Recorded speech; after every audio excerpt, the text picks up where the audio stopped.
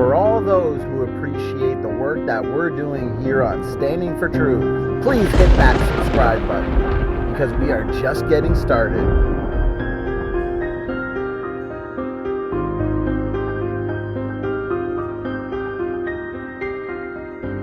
This is a common question that people have, and I know you're no stranger to it. So what is the best explanation for the ordering of the fossils in the so-called geological column? Because we know that the evolutionists will say that the ordering reflects evolutionary history, right? From simple organisms to man and more complex organisms. So what's the best explanation for that ordering, do you believe? Well, first of all, you can challenge the evolutionary idea of going from simple to complex, and that nothing is simple. Every organism is exceedingly complicated, and you go from exceedingly complicated to exceedingly complicated. You might think that there might be a little bit of transition there from bacteria up to single-celled up to man, but even the lowly trilobite at the very bottom in the Cambrian, as well as in the Paleozoic, its eyes are compound eyes, hundreds of lenses, double lenses that have to focus underwater. Their eyes, some people have said, are more complex than our own.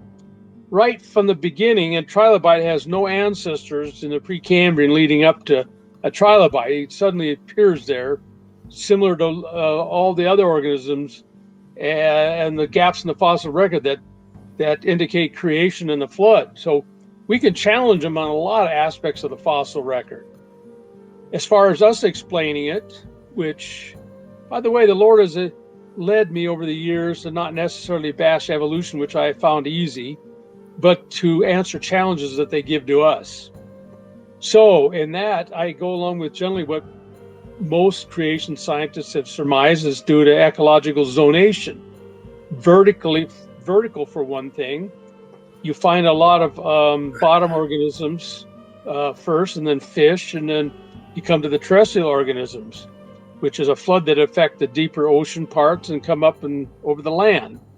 So there's a vertical ecological zonation in there, which makes a lot of sense. I think there's also a horizontal zonation, which I don't think too many creationists have thought of, that in one side of the earth you had maybe a unique ecosystem versus on another side, and that got buried at the same time, we'll say. But yet, because they're different, they would be put in different slots in the geological column. See, the geological column looks good on a local or even regional scale, but when you talk about a global scale, that's where you run into a lot of glitches.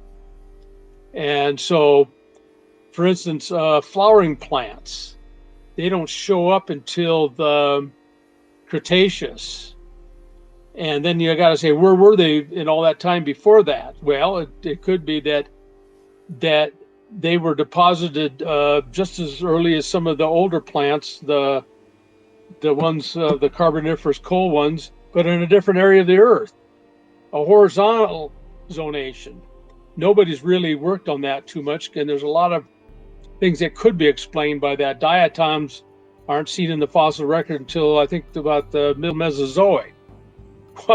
Where's all the diatoms that should be there before in the Paleozoic? There's none. There's radiolaria and there's foraminifera, but no diatoms. So this could be due to horizontal zonation. So these are areas of research. These are areas to explore. And so I would say mostly it can be sum it up mostly by vertical zonation, some of the more exotic aspects of the geological column by horizontal zonation. SFT, can I ask a question? Yes, actually, I want to say one thing there, and then I'll yield to you, George, because that was a really good answer, and I would agree completely.